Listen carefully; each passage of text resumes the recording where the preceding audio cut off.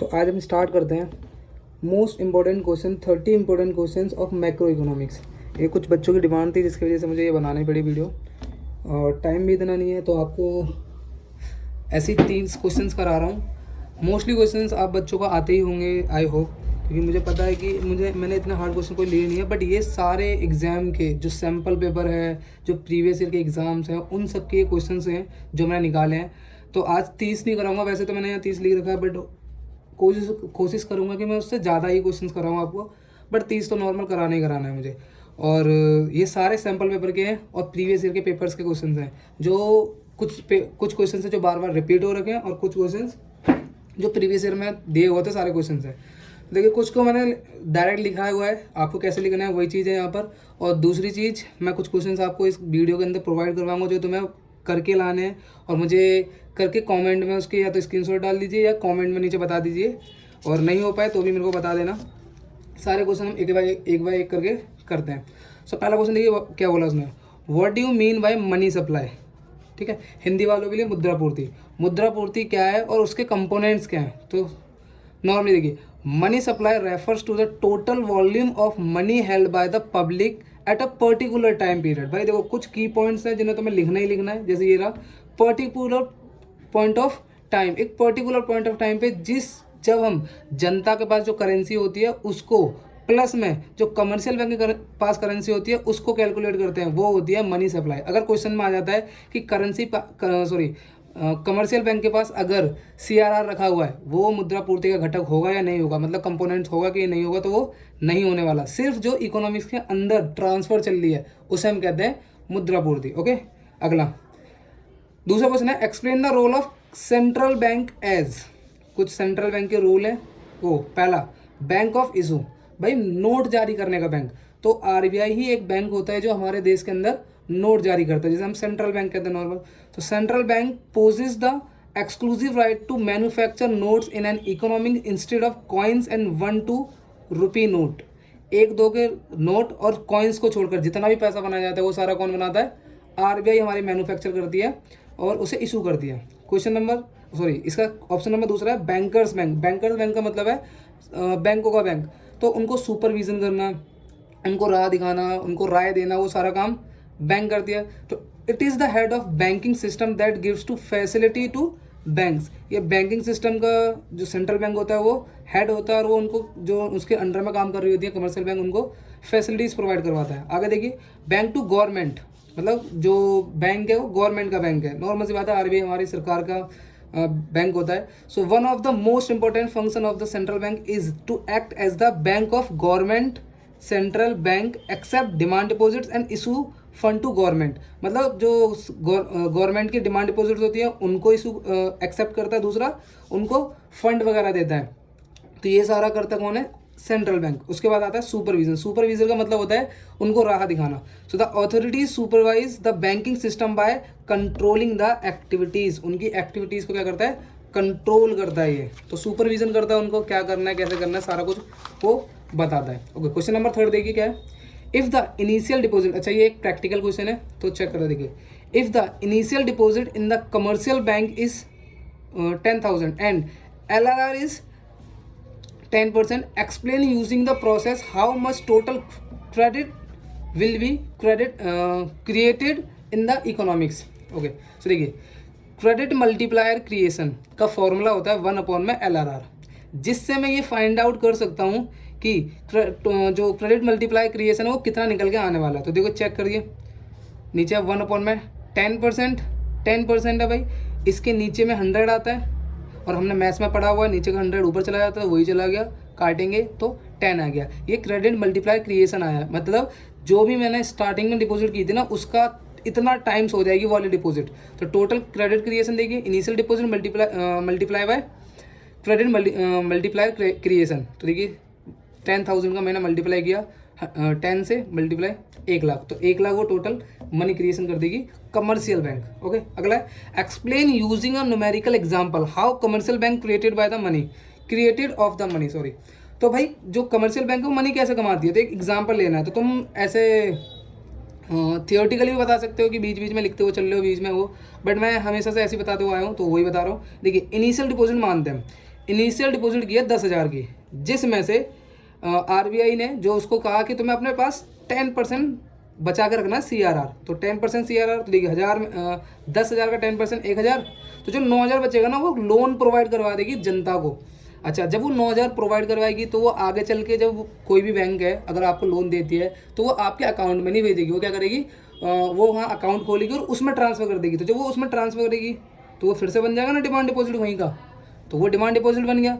अब वो demand deposit में से फिर क्या करेगी वो 10% 9,000 का तो 900 रुपये, फिर बाकी बचा फिर लोन दे देगी, और ये प्रोसेस चलता रहता है। अब बात आती है कि ये प्रोसेस खत्म कब होता है। सो देखिए, and this process will be continue until initial deposit will be 1 lakh. जो ऊपर तरीका निकाला था वैसे ही इनिशियल डिपॉजिट निकाली जाती है कि टोटल कितना बना लेगा वो, और उसी हिसाब से आ जाएगा आंसर। ठीक है, तो ये नीचे लाइन लिखनी कंपलसरी है, याद रखना इसके बाद।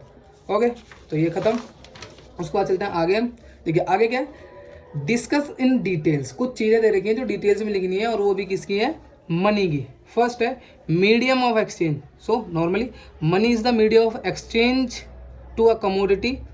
तो यहाँ देखिए क्या है, it is an intermediary instrument to purchase and sale of goods and services. भाई नॉर्मल सी बात है, इंटरमीडिएट मध्यवर्ती वस्तु होती है एक कोई भी, जिसके जरिए हम किसी भी चीज़ को खरीद सकते हैं या बेच सकते हैं।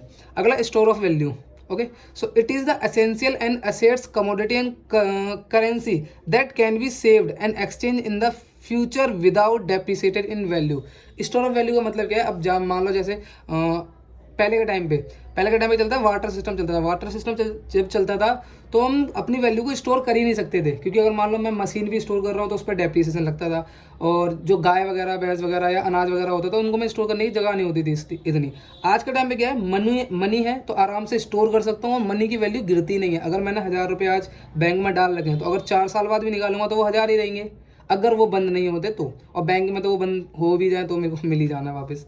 ओके, अगला unit of accounts. Units of account का मतलब है कि पहले के टाइम पे क्या था कि हम ना किसी भी चीज़ की ना एक यूनिट की कोई वैल्यू नहीं बता सकते थे जब वाटर सिस्टम चलता था। आज के टाइम पे मुझे पता है पेन, ये जो नॉर्मली जो पेन यूज़ कर रहा हूँ 5 रुपये का है, 10 रुपये का है, कैसे पता चल रहा है, नॉर्मल पैसा है इसलिए। अब पहले के टाइम पे क्या था कि अगर 1 किलो अनाज का लगाने जाएंगे तो हम ये नहीं पता था कि वो यूनिट क्या, हम ये कह सकते थे कि हाँ एक बैल के बदले हम वो नहीं दे सकते, एक अनाज 1 किलो अनाज।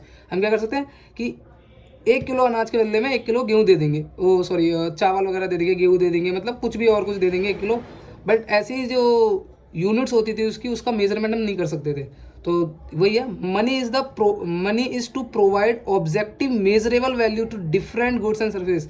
जितने भी गुड्स एंड सर्विसेज हैं उनकी वैल्यू मेजर करने का ये हमें ऑब्जेक्टिव देता है, एक उद्देश्य देता है। अगला है in standard of deferred payment. Standard of deferred payment का मतलब है payment is the control to be made at some future date. मतलब आज पहले के टाइम पे क्या होता है, फ्यूचर में कोई पेमेंट हो ही नहीं सकती थी।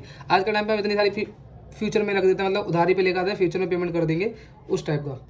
फिर उसके बाद देखिए ये क्वेश्चन है, ये क्वेश्चन आपको करना है घर से, ये मैंने दिया है क्वेश्चन का स्क्रीनशॉट वगैरह सारा कुछ लेते हुए चलना भाई शुरू से ही हर एक चीज़ का। ये क्वेश्चन आपके लिए पढ़ भी देता हूँ मैं।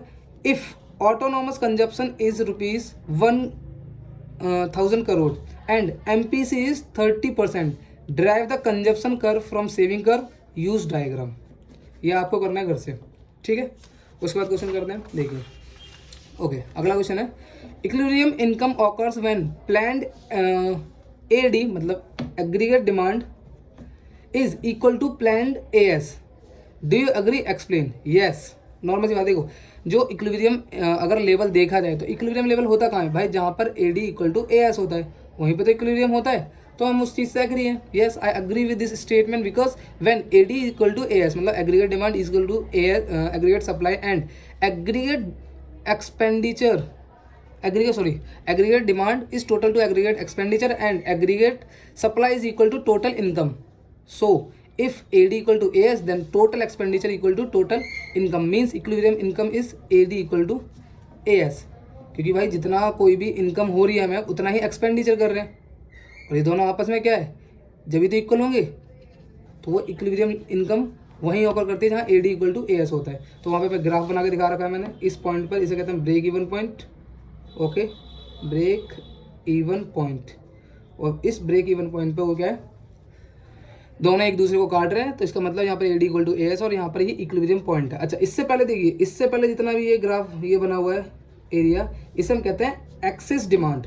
आगे के लिए क्वेश्चन में आता रहेगा भाई, कहीं भी आ जाए तो याद रखना एक्सेस डिमांड, क्योंकि यहाँ देखिए डिमांड ज़्यादा है सप्लाई कम है, सप्लाई वाला ये है ना, इसे कहते हैं हम या तो मैं एक्सेस सप्लाई कर दूँ या डेफिसिट डिमांड कह दूँ।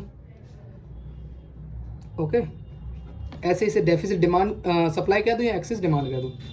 सो है at a point a break even point is the level of equilibrium income. अच्छा, क्वेश्चन नंबर 8 करता है explain how economics will react when planned investment is more than planned saving. अच्छा, planned investment मतलब इसमें देखो नीचे ये पूछा है कि इन्वेस्टमेंट मोर देन है सेविंग से, इस सिचुएशन में, ये सिचुएशन में क्या करेगा। ओके, देखिए it denotes that AD equal to AD more than AS, मतलब एग्रीगेट डिमांड एग्रीगेट सप्लाई से कम है। सिंपल है, देखिए भाई जो लोग इन्वेस्टमेंट ज़्यादा कर रहे हैं सेविंग कम कर रहे हैं, इसका मतलब खर्चा ज़्यादा कर रहे हैं, और खर्चा ज़्यादा कर रहे हैं तो डिमांड ज़्यादा कर रहे हैं, तो डिमांड ज़्यादा कर रहे हैं सप्लाई कम हो रही है। तो इसमें प्रोड्यूसर क्या सोचेगा इस सिचुएशन में, वो प्रोड्यूसर तो भाई प्रोडक्शन करना स्टार्ट करेगा, क्योंकि याद रखना एडी में हम कोई इंटरफेयर कर ही नहीं सकता, हमने नॉर्मली या तो सप्लाई बढ़ा सकते हैं या घटा सकते हैं, तो सप्लाई में हम करते हैं, तो इसीलिए देखो and in this situation producer has to increase in production to bring back because inventory would fall below to desired level. जो उसने डिजायर्ड लेवल चाही वो, अब मान लो मैंने 10 बना रखी है यूनिट्स और आ गया लोग 15 लेने किसी भी चीज़ का, तो भाई अब मैं पहुंच गया ना कि आई विश के मेरे पे 15 होती तो मैं इसे 15 की 15 डिमांड कर दे, मतलब डिमांड उसकी पूरी कर देता, तो वो नॉर्मली इसको बनाने की स्टार्ट कर देगा, तो प्रोडक्शन बढ़ा देगा इस लेवल में। ठीक है, ठीक है, आगे बढ़ते हैं। ओके, क्वेश्चन नंबर 8 तो हो गया। ओके, क्वेश्चन नंबर 9 देखिए, क्वेश्चन नंबर 9 में if the government makes an additional investment of ₹1000 crore and assuming that 20% of changed income consumed explain the total change in national income. देखो क्वेश्चन का मतलब पहले समझ जाओ आप आराम से, उसके बाद क्वेश्चन बड़ा इजी है। देखिए पहले बोला if the government makes an additional investment, additional का मतलब हो गया ज़्यादा करना, और इन्वेस्टमेंट मतलब चेंज कर दी उसने इन्वेस्टमेंट में, एडिशनल इन्वेस्टमेंट 1 करोड़ कर दी, मतलब चेंज इन इन्वेस्टमेंट दे रखा है। देखिए चेंज इन इन्वेस्टमेंट 1000 करोड़। उसके बाद बोला उसने assuming that 20% of changed income, मतलब जो चेंज हो रही है ना इनकम उसका कंजप्शन कर लिया जा रहा है, तो चेंज इनकम का कंजप्शन 20%। तो अगर मैं चेक करूँ, देखिए इन्वेस्टमेंट मनी मल्टीप्लाई का फॉर्मूला क्या होता है, मनी मल्टीप्लाई छोड़िए एमपीसी का फॉर्मूला क्या होता है भाई, एमपीसी का फॉर्मूला होता है, चेक कीजिए ना, एमपीसी का फॉर्मूला होता है चेंज इन वाई अपॉन में चेंज इन कंजप्शन, यही होता है। तो उसने बोला देखिए यहीं भी देखिए assuming that 20% of changed income, मतलब चेंज्ड इनकम का कंजप्शन कर लिया उसने, वो है 20%, मतलब एमपीसी 20% ले रखा है मैं सीधा, तो वही देखा 20%, उसको मैंने वैल्यू में चेंज कर लिया 0.2%। ओके, अब सिंपल सा उसने पूछा है, देखिए change in income explain the total change in national income, total change in national income पूछा है उसने। तो देखिए सबसे पहले अगर नेशनल इनकम की बात करूँ तो वो इनकम पूछा है, सिंपल सी इनकम पूछा है उसने कि इनकम क्या होगी, तो इनकम देखिए कहाँ कहाँ पर आता है, और वो भी चेंज पूछा है, और चेंज इन इनकम तो भाई मल्टीप्लायर के फॉर्मूले में आता है ना, देखिए ये रहा के equal to change in income upon में चेंज इन इन्वेस्टमेंट, तो चेंज इन इनकम इसी फॉर्मूले में आ रहा है और कहीं नहीं आ रहा, तो हम इसकी हेल्प से निकाल सकते हैं। आप चेक कीजिए, इन्वेस्टमेंट तो दे रखा है चेक, बस के नहीं दे रखा, अगर के निकल जाता तो आराम से क्वेश्चन हो जाए। अच्छा, के का फॉर्मूला एक तो ये रहा, दूसरा देखिए ये भी होता है, तीसरा एमपीएस अपॉन में होता है, तो भाई इसकी हेल्प से तो निकाल लूंगा ना क्योंकि एमपीसी दे रखा है, इसकी हेल्प से मैंने जो भी किया मल्टीप्लाई, देखिए 1/1 माइनस 0.2 के 0.8, और इसको जब मैं काटूंगा तो आएगा 1.25, सिंपल। तो के आ गया, इन्वेस्टमेंट का मल्टीप्लाई कर दो तो के इक्वल टू यही सारा कुछ, इन्वेस्टमेंट का मल्टीप्लाई कर देंगे तो वाई आ जाएगा change in Y 1250। Okay, is it clear? तो चेंज इन नेशनल इनकम आ गया 1250 रुपये। अच्छा, आगे करते हैं क्वेश्चन नंबर 10। देखिए क्वेश्चन नंबर 10 में क्या चल रहा है, क्वेश्चन नंबर 10 में भाई बोला उसने economics always operate on full employment equilibrium, do you agree, explain the state of under employment equilibrium, how central government correct the situation. मतलब नॉर्मली बोला उसने कि जो इकोनॉमिक्स है वो हमेशा फुल एम्प्लॉयमेंट पे ही ऑपरेट्स करती है, अगर मैं एग्री हूँ तो बताओ, और एक्सप्लेन भी करना है कि अंडर एम्प्लॉयमेंट इक्विलिब्रियम क्या होता है। तो देखिए मैं तो नहीं मानता कि वो हमेशा फुल एम्प्लॉयमेंट पे चलती है, क्योंकि हमारे यहाँ पे दिखता है ना अंडर एम्प्लॉयमेंट मतलब बेरोजगार लोग बैठे हुए, तो वो नहीं हूँ मैं इस चीज़ से agree. So normally no, I am not agree with this statement because equilibrium level may be determined at a level of less than full employment where the market is clear even under utilization of resources। तो full employment पे कहाँ से हो जाएगा, जब resources का ही under utilization होगा। तो भाई हमने 3 टाइप का हमने पढ़ा है वो इक्विलिब्रियम लेवल, पहला लेवल अंडर एम्प्लॉयमेंट, दूसरा ओवर एम्प्लॉयमेंट, तीसरा फुल एम्प्लॉयमेंट। तो भाई ये तो बोल रहा है कि फुल पे ही चलती है हमेशा, नहीं, वो अंडर में भी चल सकती है, ओवर में भी चल सकती है। तो देखो नीचे मैंने दिखा भी रखा है नीचे सिचुएशन में कि ये वाला और ये वाला, और नीचे जब ये आ रहा है तो ये अंडर एम्प्लॉयमेंट है, तो अंडर के अंदर हो गया ना। और चेंज इन इन्वेस्टमेंट की वजह से याद रखना ये नीचे की तरफ जाता है, तो ये दिखा भी सकते हो आप, और क्वेश्चन खत्म। ओके ठीक है, ओके क्वेश्चन नंबर आगे देखते हैं। क्वेश्चन नंबर ओके इसमें मैंने दिखा भी रखा है, आगे भी लिखा है, देखिए अंडर डेवलपमेंट जो उसने आगे पूछा था, under employed refers to the situation where the economics is at equilibrium level at the less than the level of full employment. मतलब वो फुल एम्प्लॉयमेंट से नीची लेवल पर होता है, जो मैंने पीछे दिखा रखा है ये रहा, फुल एम्प्लॉयमेंट इस जगह पर था, फुल एम्प्लॉयड, उससे नीचे जहाँ पर इक्विलिब्रियम होगा, और इक्विलिब्रियम हमने पढ़ा है ना, ए डी इक्वल टू जहाँ ए एस होगा वहाँ पर इक्विलिब्रियम होगा, तो यहाँ पर वही तो है, A D equal to A S, और यहाँ पर क्या है, इक्विलिब्रियम है। ठीक है, इज इट क्लियर? तो यहाँ पर वही बताया मैंने, देखिए under employment refers to the situation where the economics at the equilibrium level at less than the level of full employment where the market is under utilization at of resources. Same situation. ठीक है, question के अंदर काफी बार answer भी मिल जाते हैं। अगला question देखिए, what do you mean by over employment equilibrium, explain how central bank use repo rate open market operation to correct situation. इस सिचुएशन को करेक्ट करने के लिए सेंट्रल बैंक कैसे काम करेगी। ओके ठीक है, बैंक रेट से और ओपन मार्केट ऑपरेशन। देखिए over employment level of equilibrium refers to the situation where AD equal to AS when there is over utilization of resources. मतलब रिसोर्सेज जो है उसका ओवर यूटिलाइजेशन हो रहा है, इसका मतलब उनसे ज़्यादा काम कराया जाएगा, और इस ज़्यादा काम कराने के चक्कर में एक होता है कीमत जाल, ओके वेजिस नेट, वो हो जाता है, उत्पन्न हो जाता है एक तरीके से। उसके बाद देखिए, for controlling and correcting this situation government will increase in repo rate. Repo rate बढ़ाएगी, देखिए इसका आगे का आप भी लिख सकते हो अपनी तरफ से, मैंने तो इतना ही लिख दिया है। रेपो रेट बढ़ाएगी, क्यों? देखिए जैसे रेपो रेट वो बढ़ाएगी तो कमर्शियल बैंक जो है वो अपना भी रेपो रेट बढ़ाएगी, सॉरी अपना जो लोन का इंटरेस्ट है वो भी बढ़ाएगी। तो जब वो कमर्शियल बैंक अपना लोन का इंटरेस्ट बढ़ाएगी तो लोग जो पब्लिक है वो लोन लेना कम कर देगी, और जब लोन लेना कम कर देगी तो मार्केट में पैसा जाना कम हो जाएगा, और जब कम हो जाएगा तो ओवर एम्प्लॉयड वापस से इक्विलिब्रियम लेवल पर आने लगेगा, मतलब फुल एम्प्लॉयमेंट लेवल पे। ओके अगला है open market operation government sells securities. जो ओपन मार्केट में अगर देखूं तो वो क्या करेगी, सिक्योरिटीज को सेल करेगा। अब सेल जब भी मैं चीज करता हूँ पैसा मेरे पास आता है, तो गवर्नमेंट जब सेल करेगी तो पैसा गवर्नमेंट के पास जाएगा, तो मतलब मार्केट से निकल के, इकोनॉमिक्स से निकल के वापस से गवर्नमेंट के पास पैसा आ जाएगा, तो मार्केट में पैसा कम बचेगा, तो ये लेवल फिर से वापस से नीचे आने लगी फुल एम्प्लॉयमेंट की तरफ। ओके क्वेश्चन नंबर 12 देखिए, क्वेश्चन नंबर 12 में बोला है explain how the following will be use to correct the situation of excess demand. भाई एक्सेस डिमांड हमने पीछे पढ़ी थी, उसको सही करने के लिए कुछ चीजें दे रखी है, कैसे करेगा। देखो पहला है रिवर्स रेपो रेट। सबसे पहले ये पता होना चाहिए आपको रिवर्स रेपो रेट क्या होता है। देखो बैंक हमारी नॉर्मली दो टाइप की होती है, एक होती है आरबीआई, दूसरी होती है कमर्शियल बैंक। नॉर्मली आरबीआई सबको मतलब कमर्शियल बैंक को लोन देती है, और जो कमर्शियल बैंक होती है वो पब्लिक को लोन देती है। ठीक है, अब रिवर्स रेपो रेट क्या होता है, जैसे आरबीआई के पास सारे ऑप्शंस होते हैं, और अगर जैसे कमर्शियल बैंक है, कमर्शियल बैंक को बाहर लोन देना है, वहाँ पे दे रही है वो 10%, सम एग्जांपल दे रहा हूँ मैं, जस्ट 10%।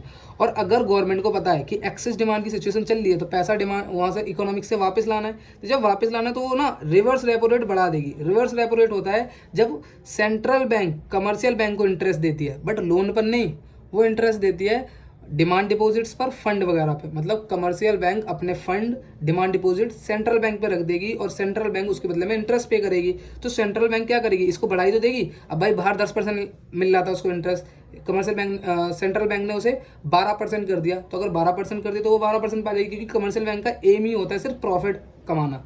तो इसीलिए ये दोनों जो रिवर्स रेपो रेट है वो बढ़ा देगी गवर्नमेंट। देखो बैंक रेट भी सेम ही है, अगर एक्सेस डिमांड चल रही है तो मार्केट में पैसा ज़्यादा चल रहा है, और जब ज़्यादा चल रहा हो तो उस चीज़ को कम करना हो तो बैंक रेट भी वो बढ़ा ही देगा।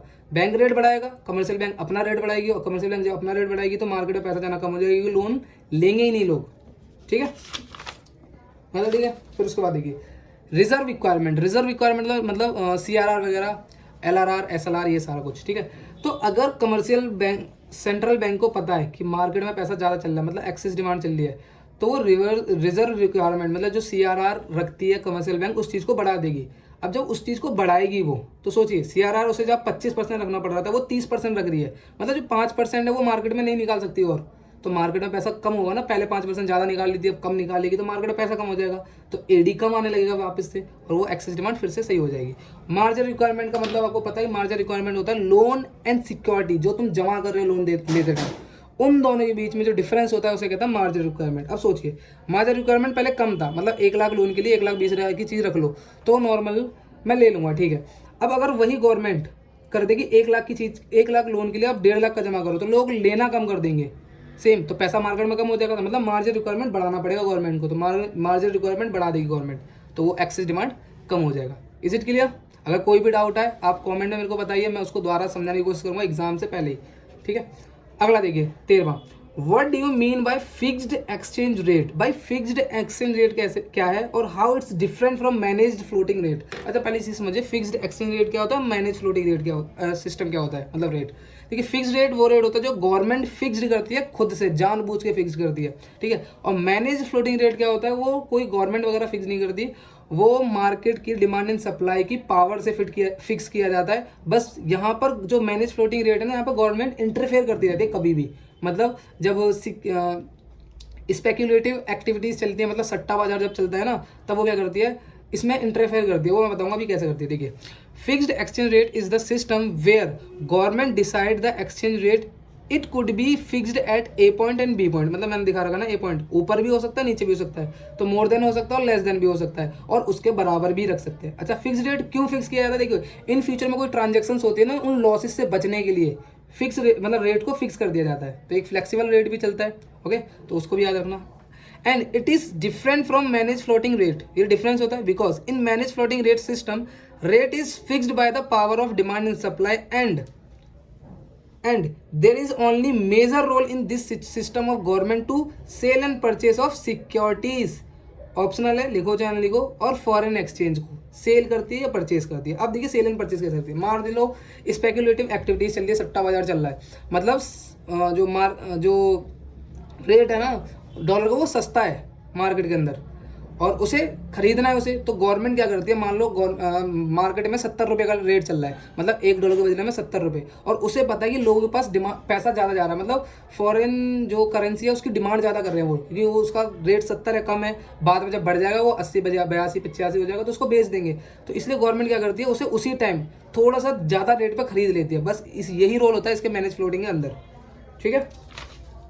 क्वेश्चन नंबर 14 देखते हैं। देखिए क्वेश्चन नंबर 14 क्या है, what do you mean by official exchange reserve transactions, मतलब ऑफिशियल एक्सचेंज रिजर्व ट्रांजैक्शंस क्या होती हैं, how are they recorded in the balance of payment. भाई बैलेंस ऑफ पेमेंट में रिकॉर्ड कैसे की जाती है। अच्छा पहली चीज़ बता दूं, 2 टाइप की ट्रांजैक्शंस होती है, एक अकोमोडेटिंग ट्रांजैक्शंस होती हैं और दूसरी हमने जो पढ़ी थी वो एक्यूमुलेटेड ट्रांजैक्शंस होती है, तो वो याद रखना, ठीक है। अब यहाँ देखिए official reserve transactions refers to the transactions by the central bank that cause change in its such transaction take दोबारा से पढ़ते हैं। Official reserve transaction refers to the transaction by the central bank that cause change in its official reserve by foreign exchange, such transactions take place when accounting withdrawal country withdrawal from its stock of foreign exchange reserve to financial deficit, मतलब normally जब financial deficit चल रहा होता है तो वो उस reserve में से जब पैसा निकालती है, या जब सरप्लस चल रहा होता है तो वो उस रिजर्व में पैसा डाल देती है, नॉर्मल सी बात है, तो वो रिजर्व बढ़ जाता है या घट जाता है, उसी रिजर्व को कहा जाता है official reserve transactions, official exchange reserve transactions, जो उसके अंदर में की जाती है, मतलब डेफिसिट के टाइम पे निकाल लिया जाता है और सरप्लस के टाइम पे उसमें पैसा डाल दिया जाता है। तो देखिए financial deficit and deposit to finance surplus, deposit कर दिया जाता है finance surplus in its overall BOP and in surplus in its overall lead to rise in foreign exchange. अब जब भाई सरप्लस हो रहा है तो जो फॉरेन एक्सचेंज है उसमें पैसा डाला जाएगा, फॉरेन एक्सचेंज बाहर की जो कंट्रीज के पैसे होते हैं उसको कहा जाता है, तो वो उसके अंदर उस चीज़ को डाल देंगे तो वो बढ़ जाएगा फॉरेन एक्सचेंज हमारा, ठीक है। So official reserve transaction are very important as they help to bring balance in the country, balance लाते हैं कंट्री में, ओके।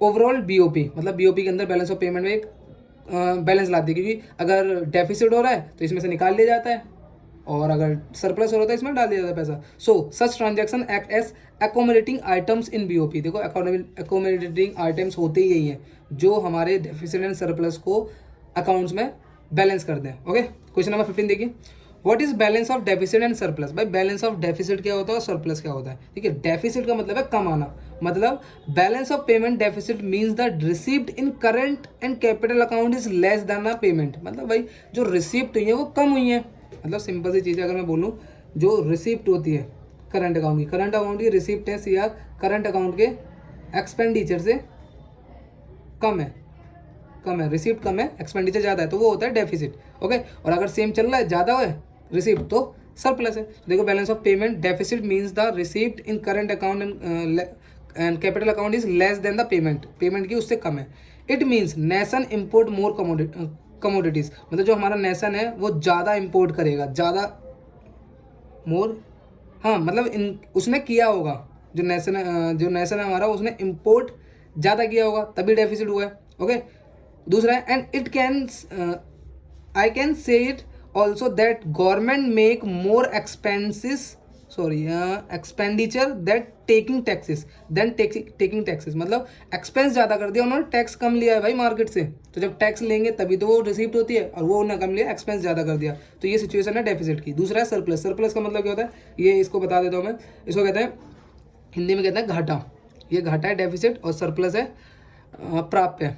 ओके, मतलब लाभ भी कह सकते हैं इसे। तो balance of surplus means the receipt of current account capital account is more than its expenditure and its means nation export more commodities, ज़्यादा की है।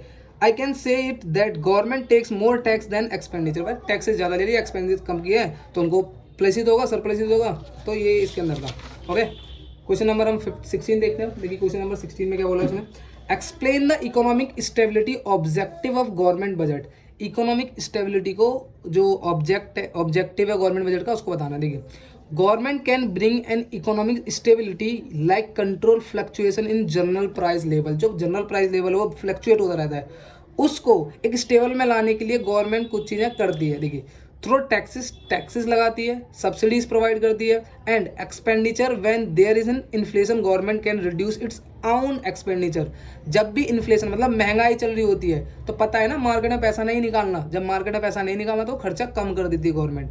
व्हेन देयर इज डिफ्लेशन, जब सस्ताई चल रही होती है तो पता है मार्केट में पैसा निकालना ही पड़ेगा, लोगों के पास पहुंचाना है पैसा, तो वो गवर्नमेंट क्या करती है, टैक्सेस कम कर देती है और सब्सिडीज वगैरह देती है to encourage spending by the people, जो लोग अपने मतलब बाहर स्पेंड कर सके। ठीक है, तो स्टेबिलिटी इसी तरीके से लाती है, मतलब स्टेबिलिटी का मतलब है ज़्यादा मतलब महंगाई और सस्ताई को बनाए रखना, मतलब महंगाई और सस्ताई को कम करना, अगर महंगाई चल रही है तो उसको हटाना, सस्ताई चल रही है उस प्रॉब्लम्स को हटाना। ओके, अगला what precautions should be taken while estimated national income by income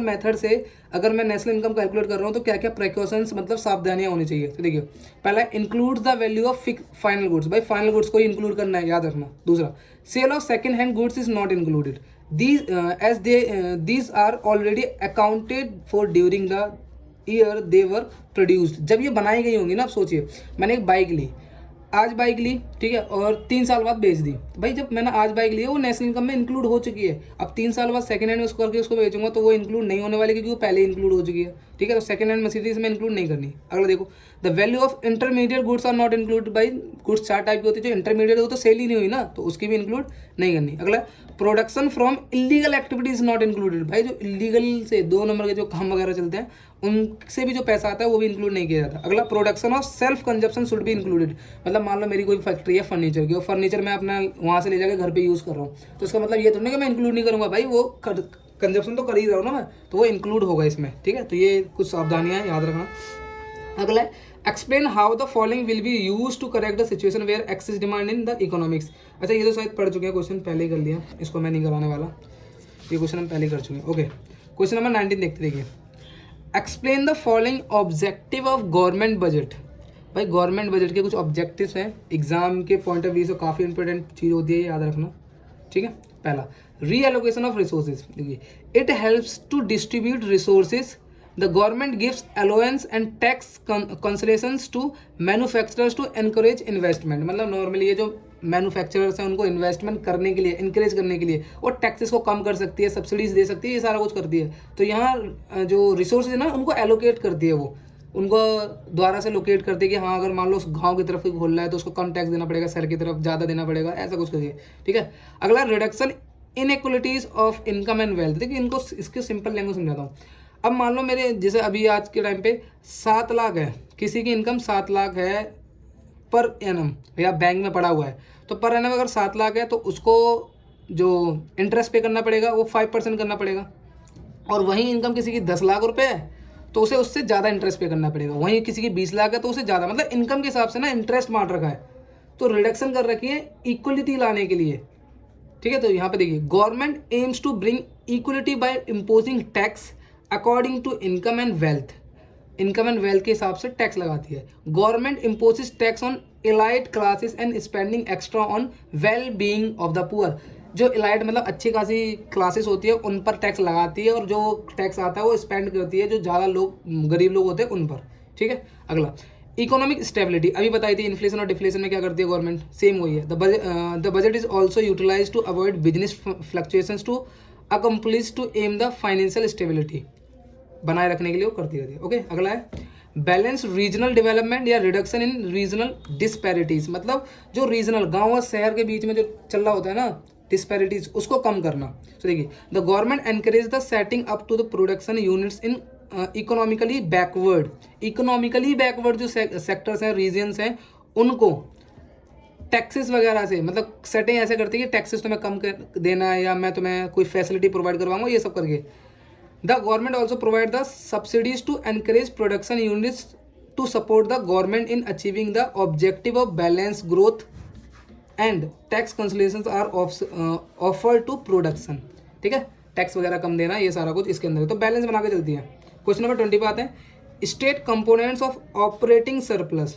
state components of operating surplus, भाई ऑपरेटिंग सरप्लस क्या होता है? देखिए operating surplus is the sum of rent, interest and profit और रॉयल्टी, इन चार का सम होता है, बस इतना याद रखो।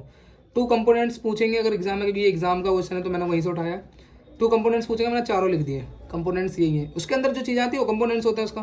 ठीक है, चलिए आगे चलते हैं। ठीक है, क्वेश्चन नंबर 21।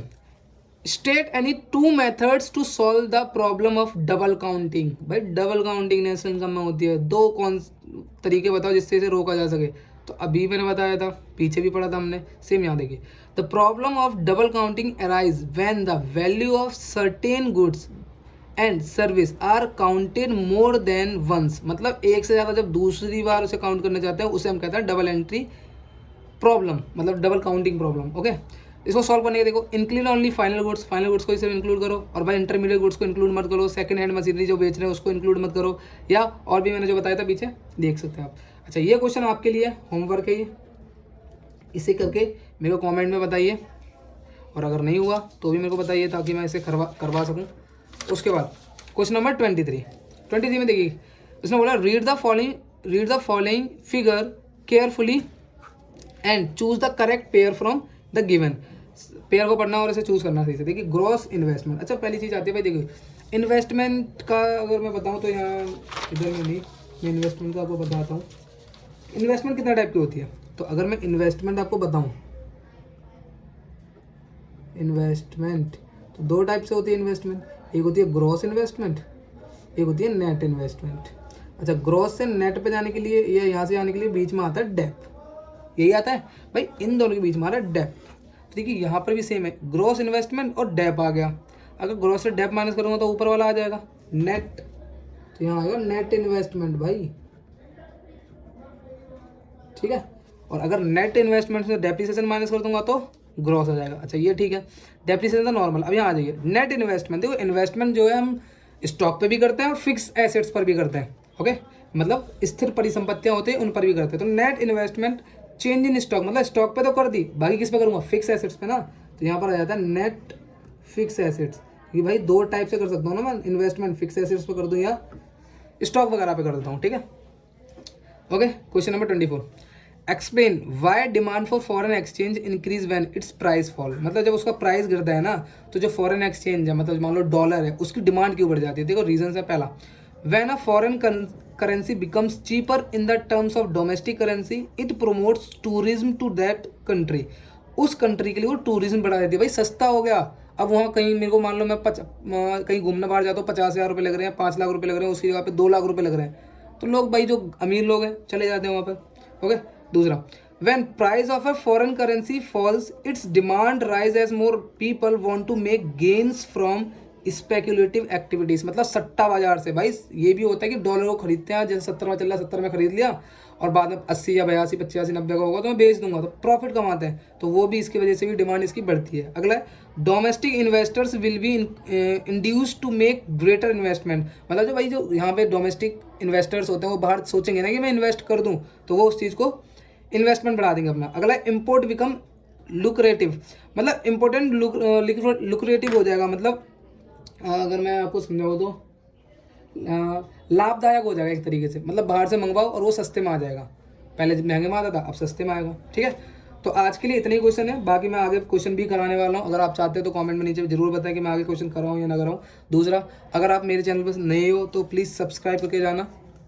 और ये जो 24 क्वेश्चन है ये मैंने अपने तरफ से नहीं बनाए, ये सारे सैम्पल पेपर से उठाए हैं। दूसरा, ये सारे क्वेश्चंस मैंने प्रीवियस पेपर से भी उठाए हैं, कुछ पेपर अभी क्वेश्चन, और अभी और भी क्वेश्चंस हैं मेरे पे करने के लिए। तो अगर आप चाहते हैं कि आगे ऐसी वीडियो, अगर ये वीडियो आपके लिए हेल्पफुल रही और अगर आप चाहते हो कि ऐसी वीडियो एक और डालूँ, तो नीचे कमेंट में यस जरूर बोलें।